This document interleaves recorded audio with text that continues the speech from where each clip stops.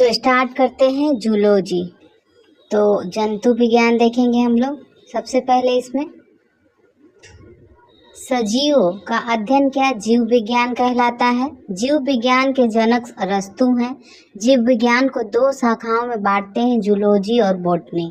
Zoology इसके अंतर्गत जंतुओं का अध्ययन करते हैं और जूलॉजी के जो जनक थे ये अरस्तु हैं। बॉटनी इसके अंतर्गत पेड़ पौधों का अध्ययन किया जाता है। बॉटनी के जनक जो हैं थियोफ्रेस्टस को कहा जाता है। कोशिका क्या है? तो कोशिका का अध्ययन साइटोलॉजी कहलाता है। कोशिका प्रत्येक जीवधारी की संरचनात्मक तथा क्रियात्मक इकाई है। प्रत्येक जीवधारी का शरीर कोशिका से मिलकर बना है। सर्वप्रथम कोशिका की खोज 1665 ईस्वी में रॉबर्ट हुक ने किया था, किंतु इन्होंने मृत कोशिका की खोज की थी। इन्हें फादर ऑफ साइटोलॉजी कहा जाता है। मृत कोशिकाओं को नेफ्रोसिस कहते हैं। रॉबर्ट ब्राउन ने अपनी कोशिका संबंधित खोजों का वर्णन माइक्रोग्राफिया पुस्तक में किया है। सर्वप्रथम जीवित कोशिका की खोज 1674 में एंटनी वान ल्यूवेनहॉक ने किया था। इन्हें फादर ऑफ बैक्टीरियोलॉजी कहा जाता है, ल्यूवेनहॉक को। स्लाइडेन एवं स्वान ने कोशिका सिद्धांत दिया था और कहा कि शरीर कोशिकाओं से बना है, अतः कोशिका शरीर की सबसे छोटी इकाई है। सबसे छोटी कोशिका माइक्रोप्लाज्मा की होती है। सबसे बड़ी कोशिका शुतुरमुर्ग के अंडे की होती है। सबसे लंबी कोशिका तंत्रिका तंत्र या स्नायु तंत्र की होती है। मानव में सबसे बड़ी कोशिका ओवम अंडाणु होता है। मानव में सबसे छोटी कोशिका स्पर्म होता है, शुक्राणु होता है। नोट: तंत्रिका कोशिका में किसी भी प्रकार का विभाजन नहीं होता है, अतः यह क्षतिग्रस्त कोशिका को ठीक नहीं कर सकता। इसी कारण सर में चोट लगने से शीघ्र ही मृत्यु हो जाती है। सबसे तेजी से कोशिका विभाजन जो है लीवर यकृत में होता है और यह अपने क्षतिग्रस्त कोशिकाओं को स्वतः ही ठीक कर सकती है। आगे देखेंगे कोशिका के अंग। तो जीव द्रव्य पहला है, इसमें जीव द्रव्य। इसकी खोज पुरकिंजे ने किया था। यह एक तरल गाढ़ा पदार्थ होता है। हेक्सले ने इसे जीवन का भौतिक आधार बताया। सभी जैविक क्रियाएं इसी द्रव के भीतर अंदर होती है। इसका 80% भाग जल का बना होता है और ये दो प्रकार का होता है, कोशिका द्रव और केंद्रिका द्रव। कोशिका द्रव जो होता है कोशिका को सूखने से बचाता है। कोशिका भित्ति यह सेलुलोज का बना होता है और केवल पादपों में पाया जाता है। यह पेड़ पौधों को सुरक्षा देता है। नेक्स्ट है जीवाणु। एक पादप होता है जिसकी कोशिका भित्ति पेप्टिडो ग्लाइकेन की बनी होती है। कवक की कोशिका भित्ति काइटिन की बनी होती है। अब कोशिका झिल्ली देखेंगे। यह जंतु एवं पादप दोनों में होता है। कोशिका के अंदर के सभी अवयव इसी झिल्ली के अंदर रहते हैं। यह कोशिका के अंदर जाने वाले पदार्थों का नियंत्रण करता है। यह अर्ध पारगम्य होता है, कुछ ही वस्तु को अंदर जाने देता है। ये है आपका, देख लीजिए इसको। अब माइटोकॉन्ड्रिया के बारे में देखेंगे। इसे सूत्रकणिका भी कहा जाता है। इसकी खोज अल्टमैन ने किया था और यहाँ ऑक्सी श्वसन होता है।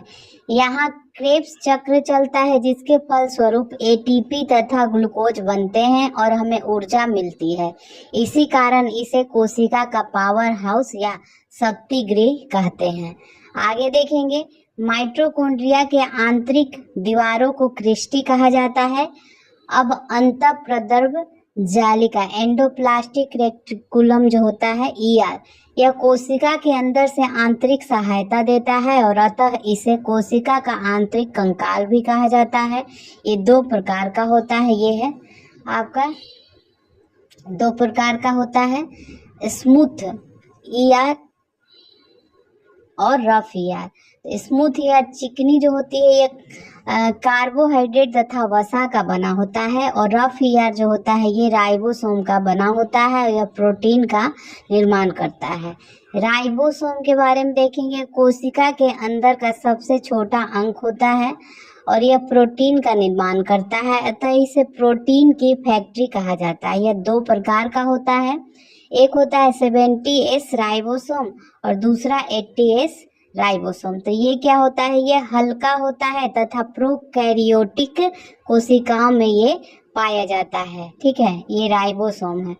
80S राइबोसोम यह भारी होता है और यूकैरियोटिक कोशिकाओं में ये पाया जाता है। ठीक है, गोल्जी बॉडी या गोल्जी एपैरेटस, इसके देखेंगे। इसकी खोज कैमिलो गोल्जी ने कहा था और यह पदार्थों का परिवहन करता है, अर्थात यातायात में ये सहायक होता है। ये है गोल्जी बॉडी। ठीक है, आगे सेंट्रोसोम या तारक का है, यह कोशिका विभाजन करता है। यह मस्तिष्क में नहीं पाया जाता है, जिस कारण तंत्रिका कोशिका में विभाजन नहीं होता है। यह केवल जंतु कोशिका में पाया जाता है। पादप कोशिकाओं में कोशिका विभाजन सेल प्लेट के द्वारा होता है। सेंट्रोसोम की खोज बोबेरी ने किया था, बोबेरी ने। ये है सेंट्रोसोम और ये है 2 सेंट्रोसोम। लाइसोसोम, लाइसोसोम जो है यह कोशिका के अंदर पाचन का कार्य करता है। इसके अंदर जल अपघटक एंजाइम पाया जाता है। कोशिका के अंदर का कोई अंग यदि काम नहीं करता है तो उस अंग को नष्ट कर देता है।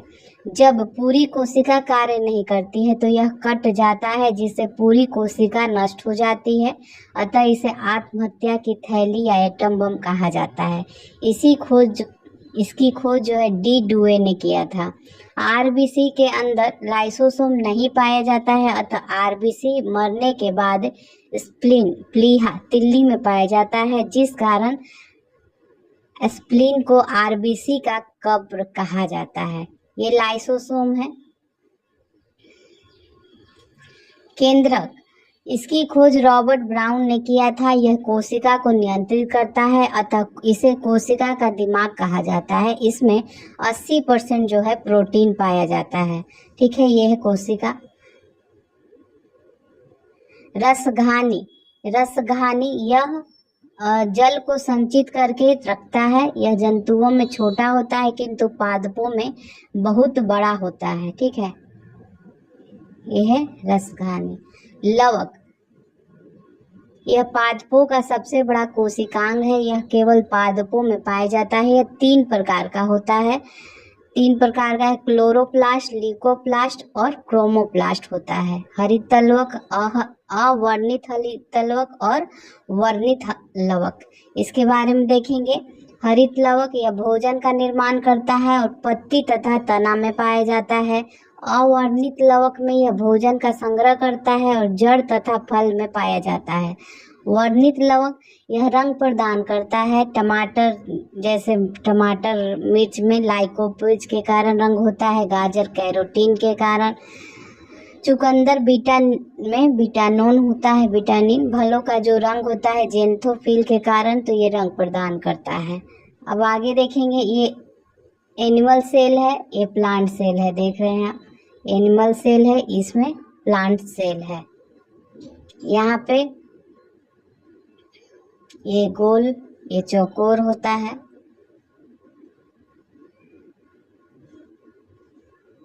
छोटा और बड़ा होता है। कोशिका 2 प्रकार के होते हैं। कोशिका एक होता है प्रोकैरियोटिक और दूसरा होता है यूकैरियोटिक। प्रोकैरियोटिक जो होता है अविकसित होता है और जो यूकैरियोटिक होता है वो विकसित होता है। इसमें पादप और जंतु आते हैं। ठीक है, ये है प्रोकैरियोटिक और यूकैरियोटिक। ये देखिए इसका कोशिका।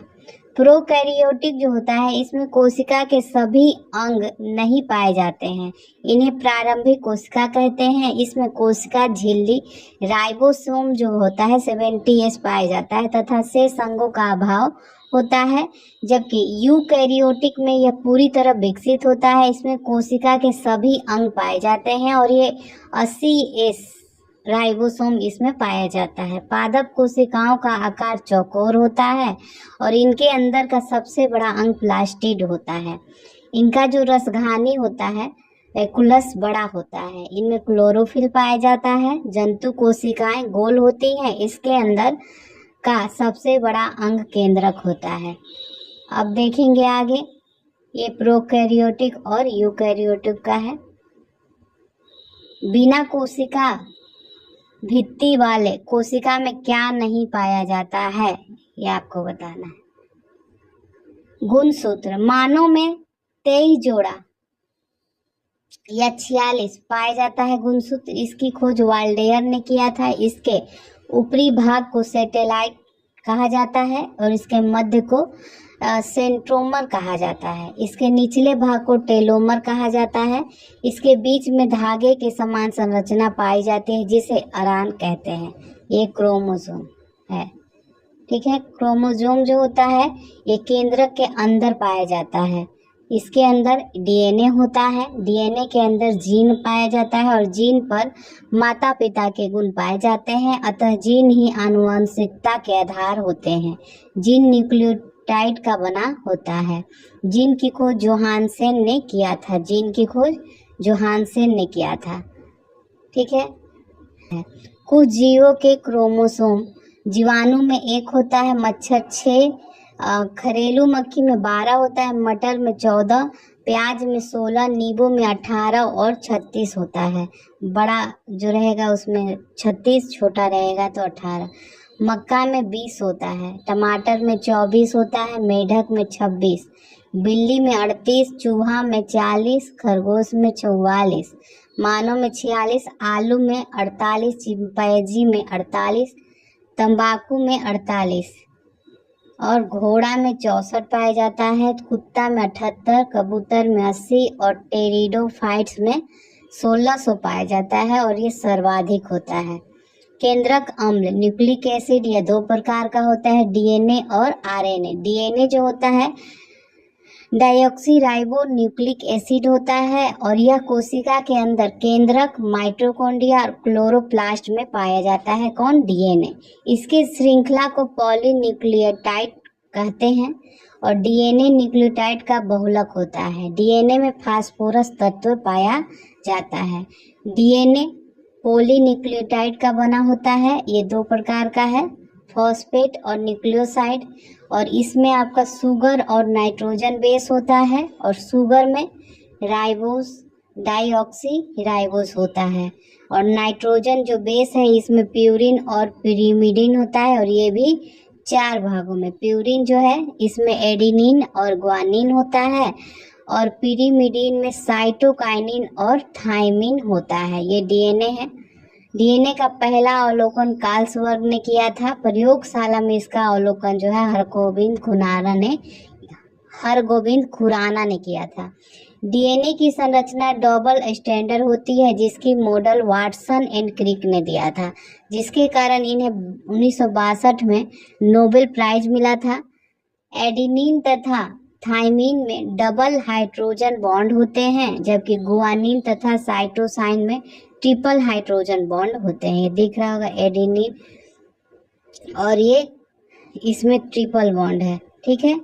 एडेनिन और थायमिन में डबल है और इसमें ट्रिपल है। आनुवांशिक गुण का वाहक जो होता है डीएनए होता है। डीएनए अनुक्रम में जीन को चिन्हित करने की प्रक्रिया को एनोटेशन कहा जाता है। प्रोटीन की जानकारी प्रदान करने वाले डीएनए के भाग को जीन कहते हैं। डीएनए में नाइट्रोजन बेस जो होता है ये थायमिन होता है। भारत में डीएनए फिंगर प्रिंटिंग हैदराबाद में है। इसका उपयोग आपराधिक मामलों में गुथिया सुलझाने के लिए किया जाता है। इस तकनीक से व्यक्ति के जैविक अंश जैसे रक्त हो गया, बाल हो गया, लार, नाखून, कोशिका स्रोतों के द्वारा डीएनए की पहचान की जाती है, ठीक है। अब आगे देखेंगे आरएनए, राइबोसोम न्यूक्लिक एसिड। इसकी संरचना सिंगल स्टैंडर्ड होती है। इसमें राइबोस शुगर पाया जाता है। इसके नाइट्रोजन बेस में एडेनिन, गुआनिन, साइटोसिन होता है किंतु थायमिन के स्थान पर यूरेसिल यहाँ पे होता है। यह प्रोटीन संश्लेषण में सहायक होता है और 3 प्रकार का होता है। आरएनए की बात हो रही है, एमआरएनए, टीआरएनए और आरएनए होता है। ये आरएनए है। तो मैसेंजर आरएनए एमआरएनए को कहते हैं। एमिनो एसिड यह आवश्यक की पहचान करता है तथा उन्हें एक क्रम में सजाता है। प्रोटीन संश्लेषण में क्षार इवेंट से एक mRNA का निर्माण होता है। ट्रांसफर आरएनए tRNA इसको कहते हैं, यह एमिनो एसिड का परिवहन कर राइबोसोम तक लाता है। राइबोसोम आरएनए जो होता है प्रोटीन निर्माण करता है। 10 + 10 20 एमिनो एसिड बराबर एक प्रोटीन होता है। डीएनए से आरएनए बनना ट्रांसक्रिप्शन कहलाता है और आरएनए से पुनः डीएनए बनना ये रिवर्स ट्रांसक्रिप्शन कहलाता है। आरएनए में प्रोटीन बनाना ट्रांसलेशन होता है और प्रोटीन निर्माण की अंतिम अवस्था को ट्रांसला कहा जाता है। डीएनए से डीएनए बना लेना रिप्लिकेशन कहलाता है। कोशिका विभाजन, एक कोशिका का टूटकर 2 या अधिक कोशिका का निर्माण कर देना कोशिका विभाजन कहलाता है। जिस कोशिका का विभाजन होता है उसे मदर सेल कहते हैं। विभाजन के बाद बनने वाली नई कोशिका को डॉटर सेल कहते हैं। जंतुओं में कोशिका विभाजन सेंट्रोसोम करता है और पादपों में कोशिका विभाजन जो है सेल प्लेट द्वारा होता है। कोशिका विभाजन 3 प्रकार से होता है। कौन कौन? असूत्री विभाजन, समसूत्री विभाजन और अर्धसूत्री विभाजन। अर्धसूत्री विभाजन जो है इसमें कोशिका 2 भागों में बढ़ती है। यह विभाजन जीवाणु, विषाणु, सूक्ष्म जीव तथा प्रोकैरियोटिक में होता है। इसमें सबसे आसान विभाजन होता है। इस प्रकार के विभाजन में मदर सेल का आकार बड़ा होने लगता है। उसके आगे चलकर वह बीच में रह जाता है और 2 भागों में विभाजित हो जाता है। यह है स्टेज है ऐसे पेरेंट सेल होता है, विभाजित होते हुए फिर 2 भागों में बढ़ जाता है। अब समसूत्री विभाजन, यह विभाजन कायिक कोशिका में होता है और जनन कोशिका 1% को छोड़कर पूरा शरीर कायिक कोशिका का बना होता है। इसमें एक मदर सेल टूटकर 2 डॉटर सेल का निर्माण करती है। दोनों ही डॉटर सेल में क्रोमोसोम समान संख्या में रहते हैं, अतः इसे समसूत्री विभाजन कहा जाता है। इसकी 5 अवस्थाएं होती है। पहला है इंटरफेस, यह सबसे बड़ी अवस्था है जिसमें डीएनए का निर्माण होता है तथा क्रोमोसोम अलग हो जाते हैं। दूसरा है प्रोफेज, इसमें स्प्लाइंडर फाइबर तुर्क धागा का निर्माण होता है तथा केंद्रक का इसमें विभाजन हो जाता है। मेटाफेज में इसमें क्या होता है, स्प्लाइंडर फाइबर का निर्माण पूर्ण हो जाता है और अध्ययन की सुविधा के अनुसार यह सबसे महत्वपूर्ण अवस्था है। एनाफेज में यह सबसे छोटी अवस्था है जिसमें क्रोमोसोम तथा कोशिका के अंग ध्रुवों की ओर चले जाते हैं। टेलोफेज यह सबसे अंतिम अवस्था होता है, इसमें विभाजन का कार्य पूर्ण हो जाता है और कोशिका के सभी अंग आ चुके होते हैं और स्प्लाइंडर फाइबर जो है गायब हो जाता है। कोशिका में होने वाले निरंतर टूट फूट की भरपाई समसूत्री विभाजन द्वारा होता है। अब आगे देखेंगे, छिपकली तथा चूहा का पुच्छ समसूत्री विभाजन द्वारा दोबारा निकल आता है। कोशिका में होने वाले निरंतर टूट फूट की भरपाई समसूत्री विभाजन द्वारा होता है। छिपकली तथा चूहा का पुच्छ समसूत्री विभाजन द्वारा दोबारा निकल आता है। अर्धसूत्री विभाजन, यह विभाजन केवल जनन कोशिका में होता है और इसमें क्रोमोसोम की संख्या घटकर आधी हो जाती है।